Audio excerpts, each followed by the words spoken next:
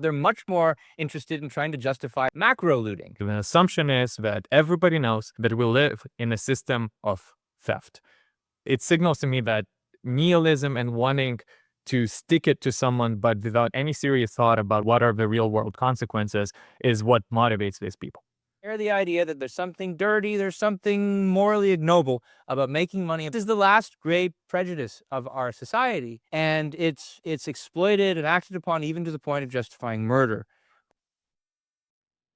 The New York Times released a podcast with Hassan Piker and Gia Tarlentino, who used the platform to celebrate shoplifting, or as they called it, microlooting, and come very close to justifying violence like the killing of Brian Thompson, United Healthcare CEO. Conducted in an unserious, dismissive tone, the interview offered rationalizations for theft, destruction of property, and possibly even murder as an act of righteous protest against corporations and wealthy people. Today, we analyze those rationalizations and the attitude with which the New York Times interviewees endorsed stealing as if it all was a laughing matter to them. Welcome to the Ayn Rand Institute podcast. I'm Robertas Bakula, and with me today is Ben Bayer. Hey, Ben. Hey, Robertas.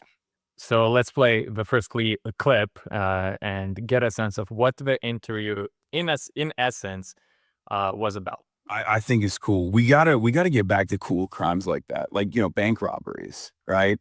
Stealing priceless artifacts, things of that nature. I feel like that's way cooler than the 7,000th new cryptocurrency scheme that people are engaging in. Mm-hmm.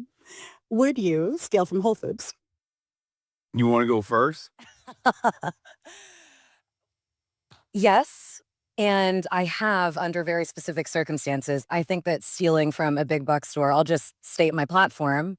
It's neither very significant as a moral wrong, nor is it significant in any way as protest or direct action.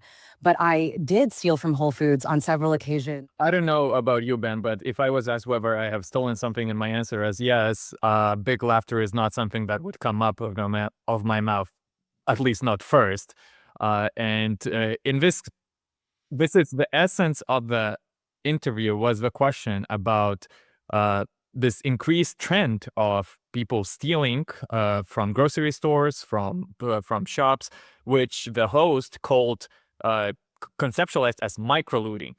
Looting that, like Gia continuously said in the interview, is not neither a significant moral wrong for her, nor of particular practical importance. It's just an act almost equivalent to posting on social media with no practical or moral consequence.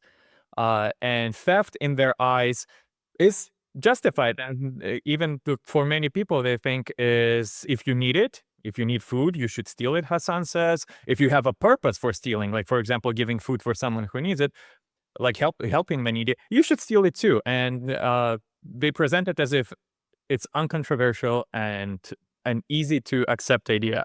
But we should even back up a moment and even question the premise that there's a trend here. If you know anything about the way a lot of these New York Times trend pieces are written, you know there's never any evidence cited to show that there's an uptick in the trend.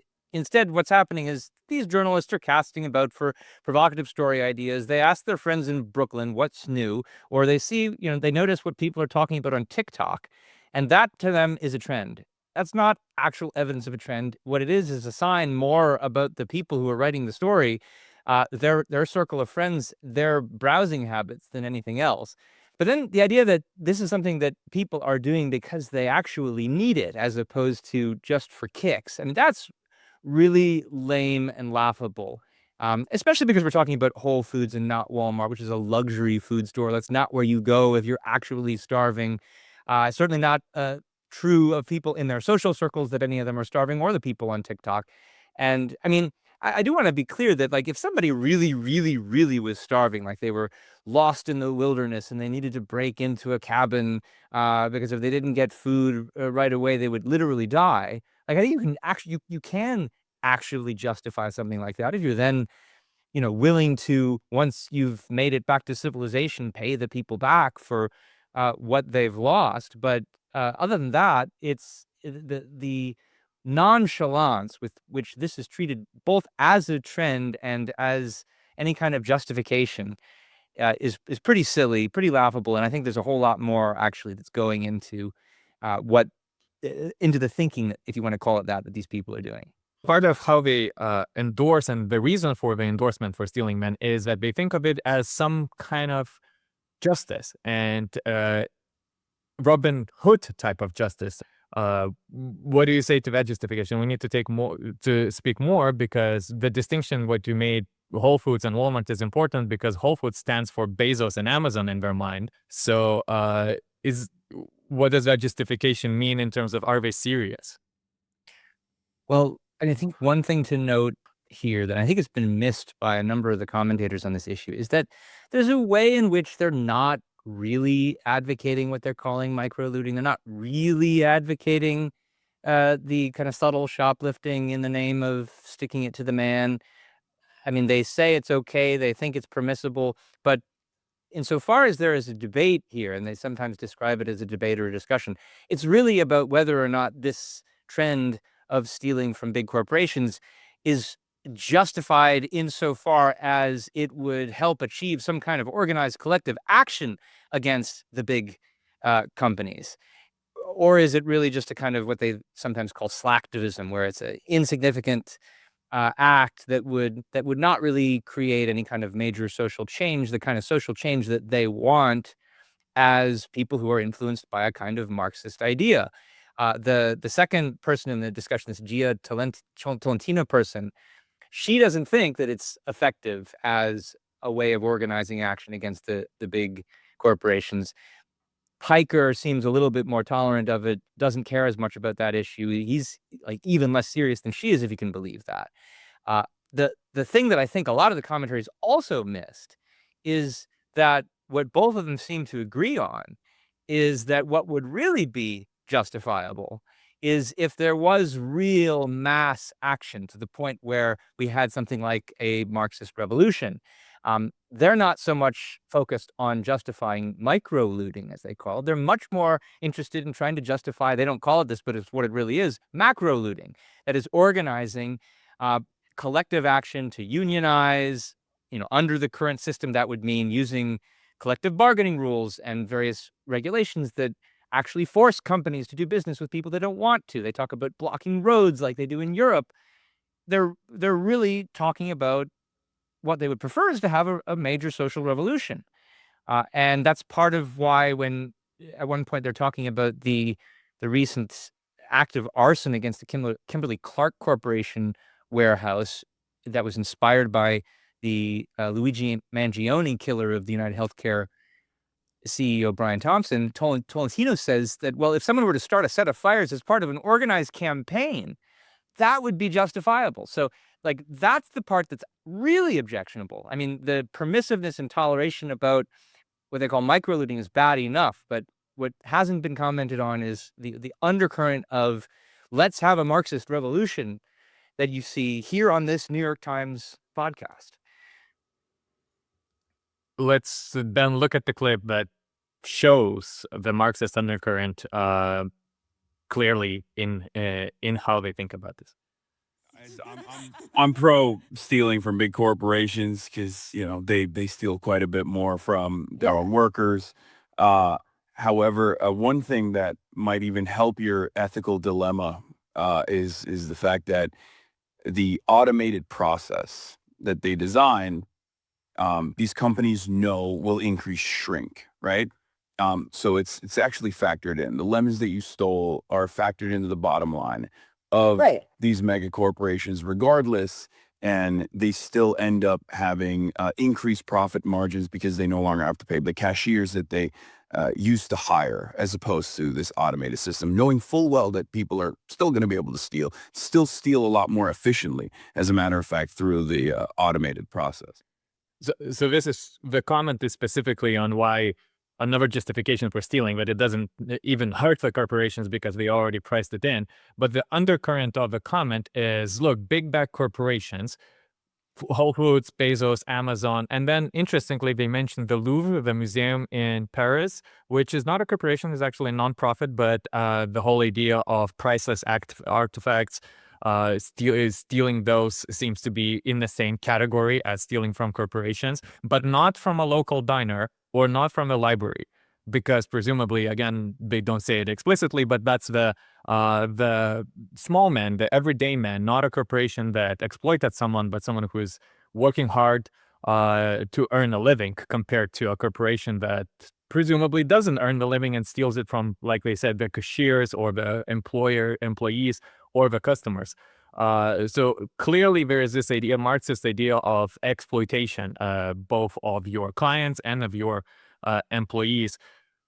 Right. So, I mean, there's a lot to say about this, what amounts to Marxist exploitation theory, and I want to say a lot about it. But like, just as a preliminary comment, you have to wonder, well, even because they say they are okay with looting the stores of the big companies, but not the local diner down the street where you maybe know who it is that's running it. But Marxist exploitation theory, as you suggest, applies across the board. Anytime someone is employing a laborer in order to make a profit, Marx sees that as a form of exploitation.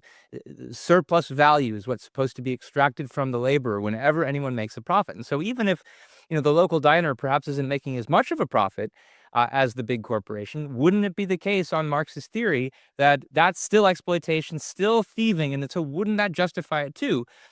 Or if you're reluctant to say that, is it because, well, maybe you put a human face on the fact that there's somebody who is making this profit, and so you're a little less willing to actually think that it's theft? But if you're willing to do that, you should remember the people who run big corporations are actually human beings too, and maybe they're not actually stealing after all. No, but in their minds, a corporation is a structure, and that concept of it's a structure comes out time and time again in an interview. And it's easier to think of it as some kind of a structure. And when they think of it, low wages, they think that they pay, presumably low wages, they assume it's low. I don't know what they are comparing it to, but that's theft. If you're paying lower than Hassan and Gia are thinking you should be paying, you're stealing from your workers. Similarly, if you're charging more than Tolentino and Piker think you should be charging, that's also a instance of theft in their mind. So the whole view is we live in a system of, in a world of systematized theft, where structures like corporations are constantly stealing, and the only way to get back at them is for a small man to kind of loot whatever he can get away with. And even just the last thing that they think is evidence of we live in a world of constant theft is just the inequality of executive pay and the wealthy people and the workers, the laborers. Just the fact that there is inequality seems to be evidence enough that there had to be theft. And that's no evidence at all. In my mind, there is this kind of superficial version of Marxism. I've heard many more sophisticated versions where at least there is an attempt of proving and demonstrating why wealthy or the people who run the corporations might not be, in their view, in the theory, contributing to production as much as the workers are. And therefore, there is this surplus value extracted from the workers. But here they're talking as if that doesn't require even an argument. The assumption is that everybody knows, everybody is clear that we live in a system of theft. Yeah, I mean, I think it should really go without saying that this Marxist idea that employing someone for their labor and making a profit from it is ipso facto exploitative and therefore a form of theft. It should go without saying, but the fact that it's gotten as far as this podcast in the New York Times makes me think, well, no, I've got to still say something about it and explain it, and explain the point that no, so there's inequality in outcome between a big capitalist corporation and a laborer they hire, because the people who run these corporations are tremendously more productive than the people who work for them. In fact, the capitalists who run these corporations are the ones who are creating opportunities for the workers, opportunities that these workers could not create on their own. The people who bag groceries at Whole Foods could not figure out a way to get bananas from Honduras or coffee from Turkey or whatever, that in a way that the people who run corporations, integrating all kinds of factors of production in order to bring a high quality product to the table of someone thousands of miles away from where it's produced, the laborers could not do that. So the reason that the people who run corporations make more is because of this greater productivity. And that's because of the fact that the value of what you create is not rooted in the brute force labor that you're able to put into it. It's rooted in the value that you add through your intellect. And business activity is an intellectual achievement, being able to figure out how to coordinate all those different factors of production, create a value, market it, educate a marketplace about its value. That's something that didn't exist in this case, before John Mackey figured out how to do it some decades ago. And so it's absolutely not exploitation. It's absolutely not theft. It's the opposite of that. It's actually creating opportunities and creating values where they didn't exist before. They have every right to profit from it. And the only real theft and the only real exploitation that's involved in this situation is when people see that inequality, when they see that profit, when they see that value creation, and they think there's something unfair about it without any justification or basis, and therefore decide they want to use force or fraud in the form of whether criminal looting or government regulations that have the same effect. That's real exploitation, because it's taking something that someone created, using their own mind, and expropriating it through physical force. So it's the Marxists who are actually the ones who want to exploit the capitalists here, not the other way around. Let's look at the next clip where they clearly demonstrate that the idea that even a necessity of thought about where is the wealth coming from and what is the role of corporations and the leaders of those corporations, what doesn't come into their mind, and the assumption is that they game the system and don't play by the rules. So let's see what they say. In 1965, CEOs were paid 21 times the average worker. In 2024, CEOs are paid 281 times the average worker.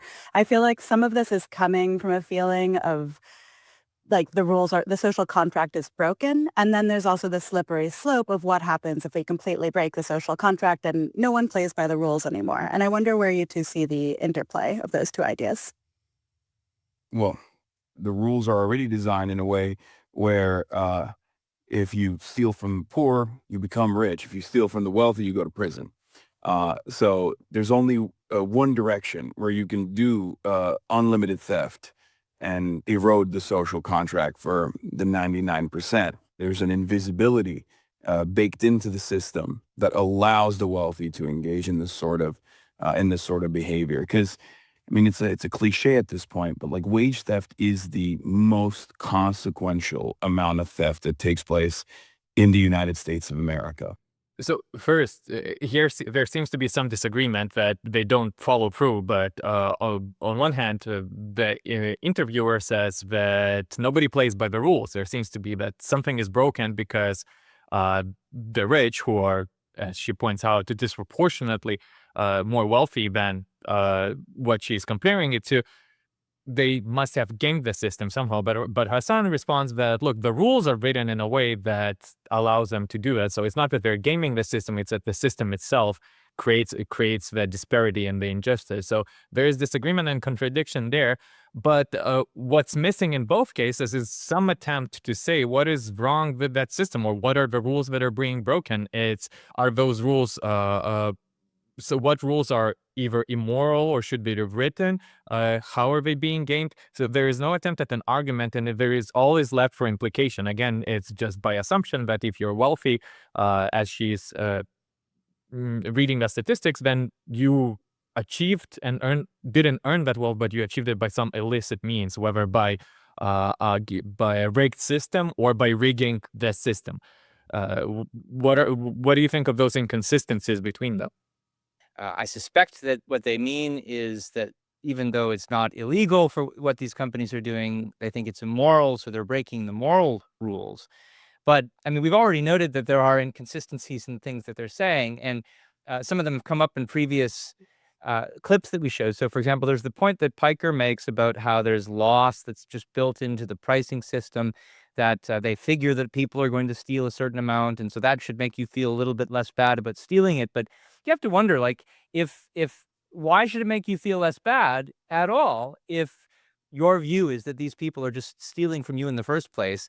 Then why should it matter that they've factored in other people's theft? Then you also see in this latest clip the fact that he's complaining about how, in fact, they are able to get such a profit margin just by using self-checkout versus having to actually hire cashiers. It's like he's complaining that they don't hire cashiers, which you can understand why somebody who's a labor movement person would complain about that. But then again, it's still not consistent with the basic Marxist theory, which is the idea that labor is exploitative. So if they're not hiring any laborers, isn't that better? They're not exploiting as much. They're only exploiting the robots. So, of course, it is funny how they're able to make more of a profit by even employing fewer people. It must be that the profit doesn't actually come from quote unquote exploitation. It must be that it comes from creating value, like by finding out ways to use machines to make the customer's experience more pleasurable and convenient. And I think the thing to think about generally is that when you see inconsistencies like this coming out, it's a sign that the whole doctrine that is being used to target here the capitalists, the big corporations, the doctrine is just one rationalization for attacking them after another. There's other rationalizations they'll bring in that aren't necessarily consistent with the doctrine. It doesn't matter why these big bad guys are wrong. All that matters is they find something that they can throw at them, whether it's philosophical doctrine of Marxism or some new point that doesn't necessarily stick together with that doctrine. They're looking for ways to attack no matter what. So they just there's a thing that they hate, and they're throwing everything at it that they can. And the next clip that I want us to see is short and clear about that it's seeing everything burned down seems to be the goal rather than some positive achievement. But what about the argument that if everyone just starts stealing wantonly from the self-checkout machines, Whole Foods will eventually raise the prices? Yeah, chaos, full chaos. Let's go. I mean, look, I'm in favor of fast and free buses and also government-owned storefronts. And two of those policies, the mayor of this beautiful city is currently working on. And when I see that clip, the dodge of her question to me is quite notable. That he I think doesn't want to actually grapple with the fact that if you keep stealing and if more people steal in accord with the ideas he's advocating here, yes, it'll make prices go up, and that will make it harder for people with fewer means to afford the food that they need. But instead of grappling with that, instead of facing the fact, just say, oh yeah, more chaos is good, for whatever unspecified reason. I mean, it'd be very interesting to ask him, like, would you also advocate this kind of looting at somewhere like Walmart, where, okay, it's a big corporation, so you should be fine with looting from them. But there, the fact that the prices are going to go up is much more significantly going to impact the lives of people with lesser means who rely on Walmart for cheap food. You'd actually bring people closer to something like starvation. So does that bother you at all? Your principle would seem to dictate it. Or is it maybe that you don't really care even so much about the plight of the little guy trying to make it on his own, that maybe what's actually motivating you is actually just animus, nihilism against these corporations, against successful, profitable entities? Speaking of evil, to call them evil is a strong proposition. And so far, I want to see the next clip, which I think justifies such a conclusion. What is one thing that shouldn't be okay, but currently is? So many things. Extraction of surplus labor value. Great, you went really silly with it. I appreciate it. Exploitation. Yeah, anything above Mao. So here they're talking about Mao Zedong, one of the bloodiest dictators in human history, to whom from 40 to 70 million death toll is attributed, and they laugh about it, knowingly full well that millions of people died under communism that Mao instituted. But to them, like, the discussion, it just doesn't seem real. It's like they talk about it as if they're discussing he's a Twitcher, right? So it's the same as talking about a video game campaign where you go on and say, yeah, let's kill 40 million, like there's a war, like there is no consequence to the ideas and to the that they propose. They throw an idea that about a system of death like Mao instituted, about the ideal world, and then the next thing after we comment and laugh is Tolentino says something about New York should charge for parking. So in the same instance, in the same breath, she can talk about a dictator that killed millions, and maybe New York should charge for parking because why not? There is free money basically laying around. So this stepping back, but generally the whole attitude to me is like what left mostly the bad taste in my mouth listening to this is they're talking about theft, murder, global economic political system like communism and capitalism, about unrest, about protest. To me, those are serious and dangerous things, conversations that can have huge impact on everybody's lives and the progress that we've seen or the regress that we might be seeing in the future if those ideas get adopted. But the way they talk about it, I've seen people argue about how to eat an Oreo properly more seriously, with more taking it as a more serious matter.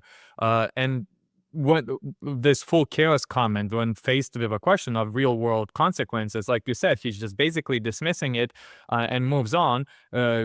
Just saying full chaos, let's go. It's as if it's all just a game that doesn't really matter. So Susie Weiss in the Free Press identified this nihilism that seems to be coming from both of them, and this laughter and dismissive attitude towards these ideas. It's I don't know, it signals to me that nihilism and wanting to stick it to someone but without any serious thought about what's the alternative and what are the real world consequences is what motivates these people. Yeah, I think at the very least what we have here is some seriously unserious people who are talking about matters beyond their comprehension that they don't care to try to understand. I think it's a little ambiguous what she's saying about Mao. She says anything above Mao. I would tend to interpret that to mean to say she doesn't want to go as far as Mao, but like even that is an unserious way of saying it. I mean, let's take the conservative estimate is something like 15 million people died in the famine that came after the Great Leap Forward. That's the conservative estimate. So what is she saying? That if we only have 14 million die, slightly less than what Mao did, then it would be okay. I mean, the very least, an ambiguous comment like that should be edited out so that you can't interpret it the wrong way. She doesn't care to edit it out or correct herself or, acknowledge the kind of serious thing that she's talking about here. And so it really raises the question of what's going on here? What's going through the minds of people like this? Is it that they are just so steeped in Marxist dogma from their education, from their social circles in Brooklyn, that they don't even think it's controversial, that they think that just everybody already agrees with them that Marxist exploitation theory is correct, and therefore it shouldn't be a problem to go just short of Mao? It can't be that stupid. They can't be that uneducated to not realize that these are actually controversial statements. So that can't be the reason. Is it that they're just so unreflective and so unphilosophical that they don't think slogans like this need argumentation, that even if other people don't get it, it's still just really intuitively self-evident to them?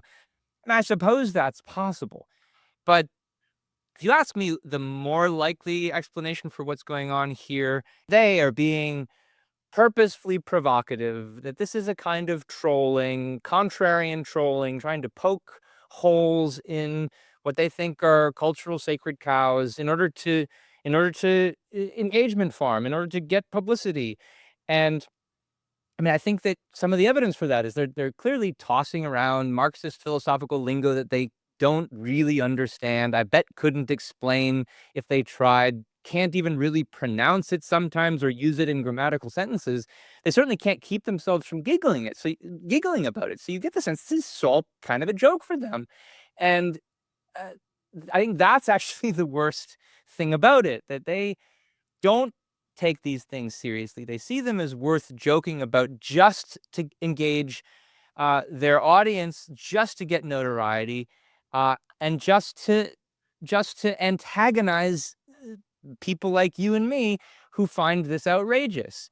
And I mean, I think that is what really suggests this is a kind of tribalistic phenomenon, that they're being contrarian for the sake of anything that will outrage the other tribe, the tribe that they're against, anybody who's not a fan of the New York Times or of the kind of political agenda that it's pushing. And I think it's kind of funny because at one point in the podcast, they try to distinguish what they're advocating, like to the extent that they think that it's permissible to steal from Whole Foods. They say, well, it's not because you get a rush from the theft. It's got to be justified only by some kind of political consequences. But these people are pushing Marxism for the rush, I think. They're not serious intellectual Marxists. They're deploying Marxist lingo to engage in this kind of cheap tribal signaling to antagonize the hated other tribe and to get people who are willing to join their tribe, who are willing to laugh at these kind of things,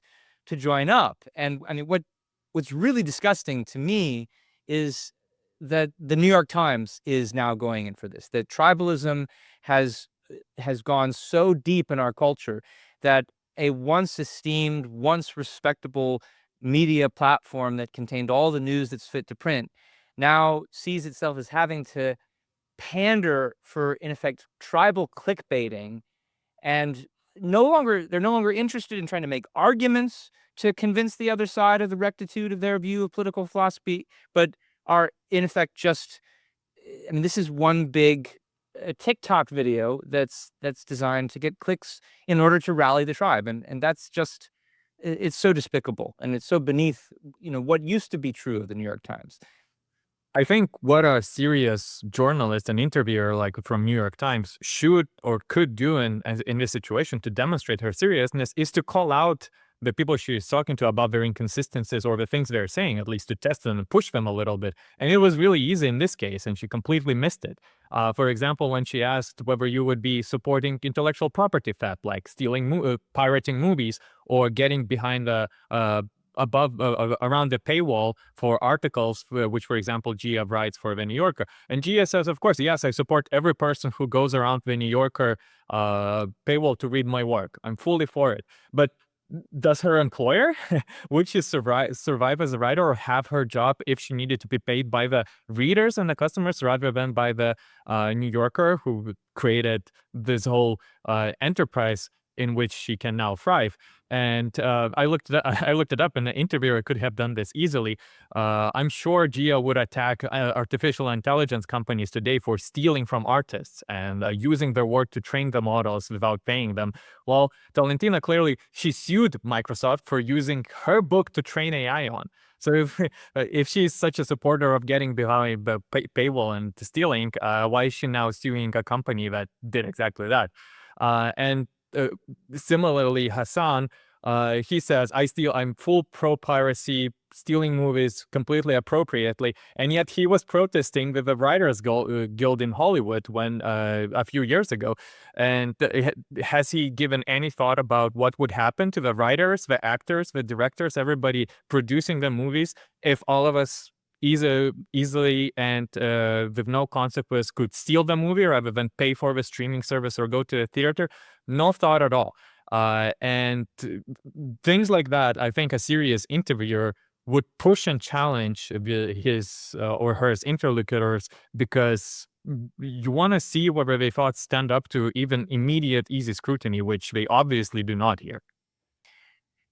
Yeah, and to go back to my point about how disappointed in the New York Times I am on this one, I mean, you can be disappointed in 1,000 ways about these interviewers, but you'd think that when these people are talking about sharing their Netflix passwords like it's no thing, it doesn't matter if you're not paying for your own Netflix, you'd think that a platform like the New York Times might maybe care about such a thing, given that its existence also depends on passwords and paywalls. And it's not like the New York Times is the local diner down the street. I mean, it is a big corporation. And so what are they going to do if someone starts a campaign online saying, here's my New York Times password, please share and share alike, and that ends up driving their traffic down? And I mean, you'd think that if the platform cared about its fiscal well-being, that they wouldn't at least want that part to be in this episode. But no, they don't seem to care, which just makes me think that the editors are not that intellectually serious,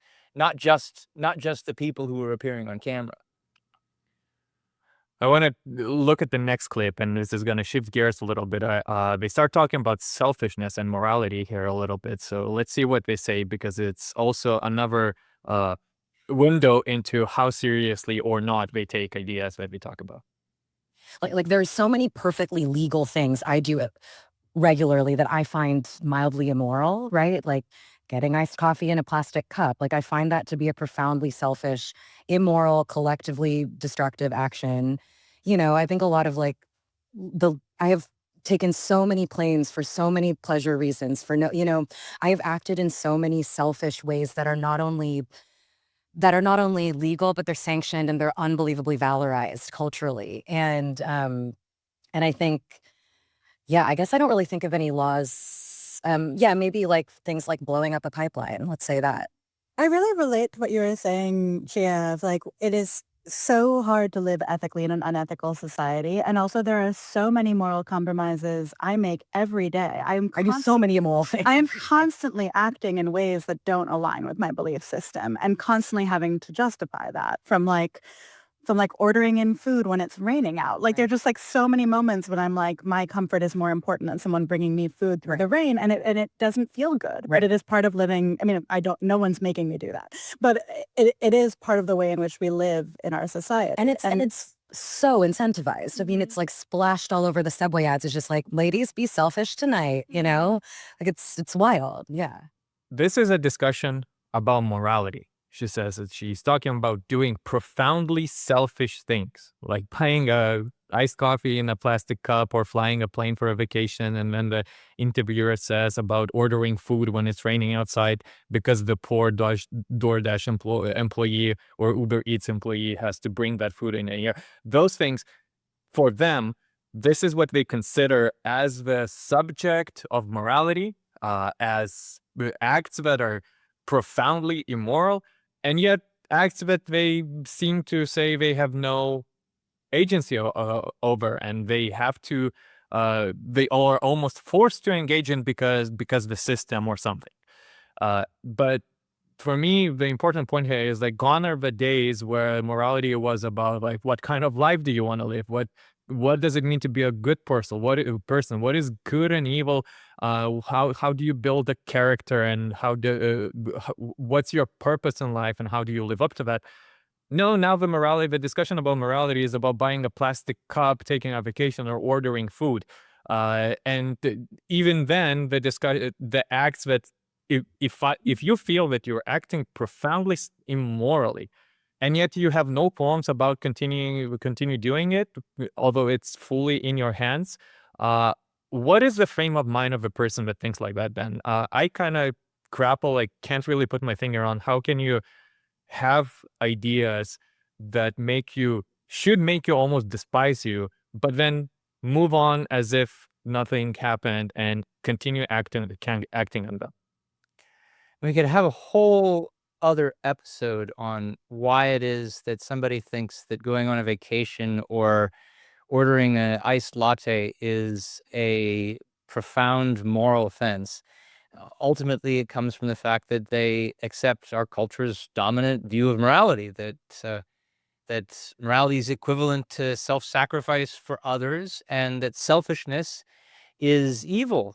But I mean, this is actually worth concretizing what that cultural view actually means, because what it means in practice is it's evil for you to buy coffee when you could be using that money to buy food for someone who you don't know, who lives on the other side of the planet. I mean, that is a ridiculous idea, but it's also worth thinking about, why are they even talking about this? Why is this even in here? And I think part of the reason has got to be uh, that they are anticipating a kind of criticism that is going to be made about this podcast. And you see this in various commentators who've already commented on it. They point out, wow, these New York Times latte sipping liberals are sitting on their nice, plush, fashionable sofas and living and working in Manhattan.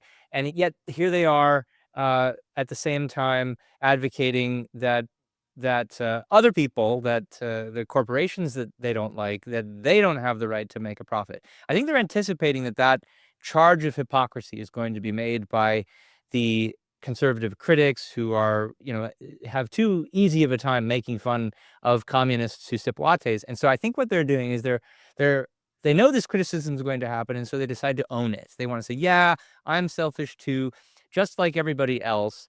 But they can rationalize it a little bit by thinking, yeah, but at least I'm, in spite of my selfishness, somebody who gets on this podcast and advocates against selfishness and is willing to admit that I'm evil, and also do so while advocating for the little guy, advocating for the people who are the alleged victims of this exploitation in the Marxist view. And the fact that they can anticipate that this is going to be a criticism, given the fact that they live the way they do, is easily understandable as a consequence of that same moral idea of theirs, of the idea that morality is about sacrifice, the altruistic idea.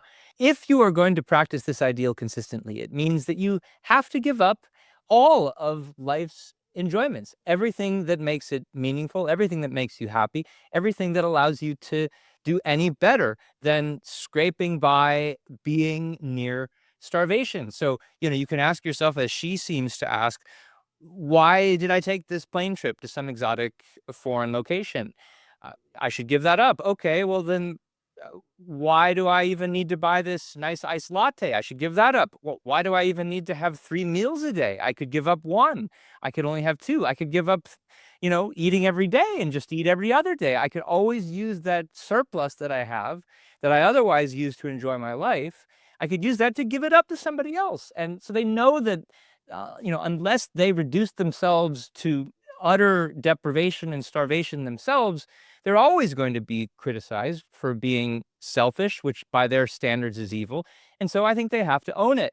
And what the critics who make that hypocrisy charge won't say, that I will say, is that, yes, in fact, there is nothing wrong with ordering DoorDash because it's raining out. There is nothing wrong with shopping at Whole Foods or going on vacation. That's not the problem with these people. The problem is the completely unpracticable idea of morality that they are advocating, the one that the whole culture advocates, the one that leads them to lash out at corporations for their success, the one that leads them to think that even in their less successful manner, they're evil themselves.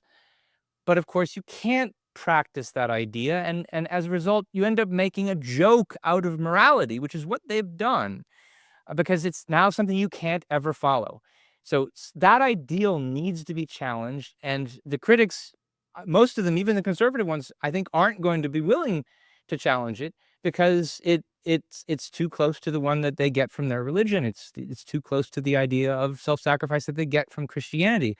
And yet, in the hands of people like Piker, it's an idea that leads you to be okay even with the murder of CEOs, which is the next thing that we should talk about. Let's look at the next clip where we turn from microlooting and arson to murder. But then when you feel this much anger and it doesn't feel like there's hope for it to be changed in a regulatory way, I think that's when you get to things like killing the CEO of United Healthcare and there being an outpouring of glee for murder online because it feels like finally someone can actually do something about healthcare. I think 40% of Gen Zers felt that murder was morally justified. But it's scary to be in a society where people feel that murder is morally justified. And I'm curious how we thread that line. Yeah. Engels wrote about the concept of social murder. And Brian Thompson, as the United Healthcare CEO, was engaging in a tremendous amount of social murder, the systematized forms of violence, the structural violence of poverty, the for-profit paywalled system of healthcare in this country. This is really stunning. To be fair, they never actually come right out and say, yeah, it was justifiable to kill the United Healthcare CEO. They never explicitly justify it. But here are things they definitely do. Piker talks about how the CEOs of these companies are committing what he calls, quote, social murder.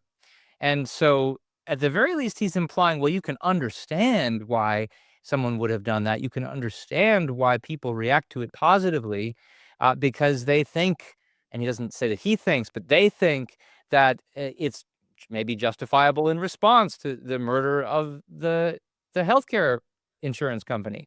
And then the other person, Tolentino, she says, well, also the CEO of United Healthcare is he's different from other people because they clearly are the ones who are murdering. Private healthcare is so immoral. Neither of them says it's justifiable, but one thing is that they seem to think it's you can excuse it, you can understand it, and neither of them actually condemns it. Neither of them actually says this was wrong, this was horribly misguided, this was evil, and we're talking about the killing of a human being here. So in response to the question that Spiegelman raises, it seems like the answer is you can't really distinguish this advocacy for microlooting from advocacy for the murder of CEOs because they don't actually make that distinction. Spiegelman herself even says, well, could it possibly be that murdering the CEO would count as a kind of political, effective political action in a way that microlooting isn't because it has such cultural consequences? And Tolentino even says she's sorry that the Democrats didn't use the story of the UHC CEO's murder to launch a campaign for socializing medicine as though it's not already socialized, which means she regrets the fact that they didn't use that violence in order to perpetrate more violence against more companies, which is what you're actually doing when you advocate all these forms of government force against private business.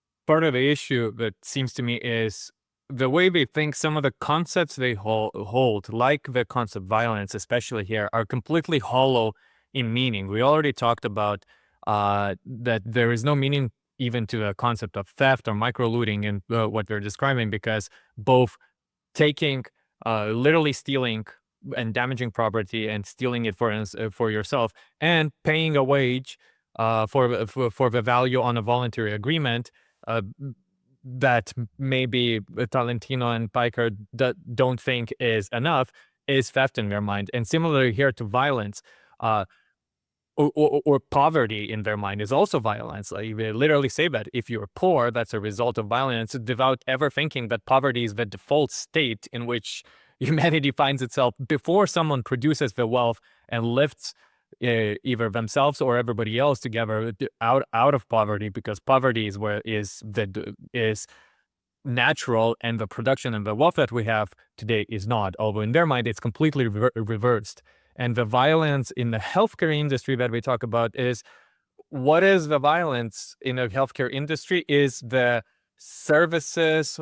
My understanding is the services that have not been provided or couldn't be afforded by people, right? So it's like if you die because you couldn't afford healthcare, that's in their mind is a form of violence. Instead of thinking that have healthcare, even a possibility of paying for a treatment that just to probably 20 years ago, any treatment could be like cancer that couldn't be imagined as being treated. Today, we have methods of prolonging life that we couldn't have imagined before, but having access to those resources and people who thought and invented and make it available is not something that we have by right. It's something we have to trade for. It's something we have to give value in return. But in their mind, not getting access to something that somebody worked for and invested billions probably for is violent.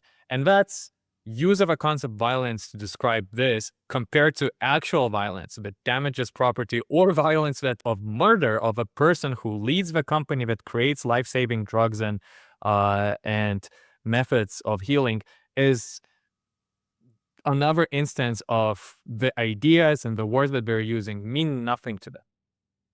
Yeah, I mean, this is just like the point before about how it should really go without saying that employing someone to make a profit is not a form of theft or exploitation. By the same token, it should go without saying that not being able to give everyone healthcare for free is not the same thing as murder. In fact, it's quite the opposite, I would argue, that especially if you think about how there are enormous number of government regulations that make it harder than ever before for healthcare providers to actually sell their services to the people who want to pay for them and who need them. And what health insurance companies are doing is working in the face of all those regulations to try their best to try to get somebody some health care in spite of the regulations that have been put up to stop them from doing this. And so, like, if there's anybody who deserves any blame here, it's the advocates of all these government regulations, which of course includes the New York Times. And yet even that wouldn't justify murdering anybody. And so the fact that we're saying, no, they're murderers who maybe even deserve what's coming to them is a real sign of the depths to which we have sunk. And if what would the implication is that what could possibly justify the murder of the CEO of United Healthcare is if it was more successful in raising the collective consciousness about how evil supposedly the private healthcare companies are, and if it created a momentum or the movement for people to actually do something about it. And of course, in their mind, something about it means completely socialized universal healthcare in the United States. They never, you already said, Ben, that they never actually say to condemn the murder and never actually say that it's justified, but from the way we presented it, that they're mostly dissatisfied with the fact that it didn't create more of a movement towards the outcome of socialist medicine that they wish they could see. And it was a brilliant moment which the politicians and the Democrats didn't make use of. Robertas, I think you noticed that Tolentino actually says that what Mangione did to that healthcare CEO, Brian Thompson, was actually a successful raising of collective consciousness. She says that. Now, she says that it didn't get used for political action, but the fact that it's any kind of success at all, even if it's just consciousness raising, again, to use the regular Marxist lingo, that's already practically justifying it. And here you have somebody basically saying this killer was really successful at doing something on a platform in the New York Times is astounding. And it's particularly astounding, and I'm not the only one to notice this, but just a few days later, after this podcast was released, there was another attempted assassination against the president. And when that happened, the whole world went out of its way to condemn the violence. It's been the focus of conversation on social media for days now, including Democrats. Democrats have condemned the attempted murder of the president, and of course they should, and of course we do as well. But one thing you didn't notice was that when Brian Thompson was killed by that terrorist, you didn't get anything approximating that level of outrage. Yes, there were cursory, perfunctory condemnations from certain quarters. You didn't have all of social media lighting up on both sides, jumping all over themselves in order to condemn it.